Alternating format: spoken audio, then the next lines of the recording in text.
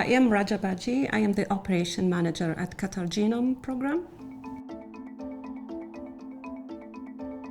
So the Qatar Genome Program was started from a leadership vision of the country leaders to really put Qatar at the front of science, to have an impact on the whole region and the whole world, because this program is studying an underrepresented population. Also, the program is collecting very interesting data in terms of potential for discoveries for rare diseases, because the specificity of this data set is that we have one among the highest rate of consanguinity level, which unfortunately makes some rare diseases prevalent in the country. But it gives a big potential in shedding the light on the genetic component of these diseases. So at the beginning of our project, we relied on next generation sequencing and whole genome sequencing to unravel really the whole breadth of the genomes of that region, especially that we were working on an underrepresented population. But once we reached a phase where we wanted to scale up the project and scale up especially the initiatives, certain initiatives for the population level, we realized that the microarrays will be the cost-effective tool in terms of data generation, but also in terms of data analysis, because the downstream infrastructure expertise is way manageable compared to NGS techniques. So we are using Applied Biosystems genotyping arrays for two main projects.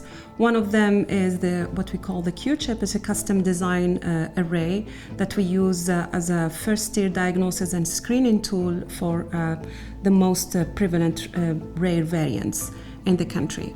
The other aspect is a whole genome genotyping array that we are building now in collaboration with the team, and the objective is really to design an array that intends to maximize the imputation accuracy across the whole genome for Arab samples. And why we are doing that is that we really hope to create a cost-effective tool that may enable large genome profiling projects in the country or in the Arab region in general. For me, the predictive genomics is a very important aspect in terms of prevention, because genetics is a fixed component. So we are born with this luggage, and if we know what this luggage is exposing us in terms of risk, we can modify what can be modified, like the lifestyle, for example. Compared to this traditional approach where we use the clinical symptoms or the lifestyle symptoms to predict risk, where sometimes it's already late to get any effective prevention. So that's why I feel that predictive genomics has to be offered to everybody at an early age, so we can act before the beginning of the symptoms or the beginning of the diseases.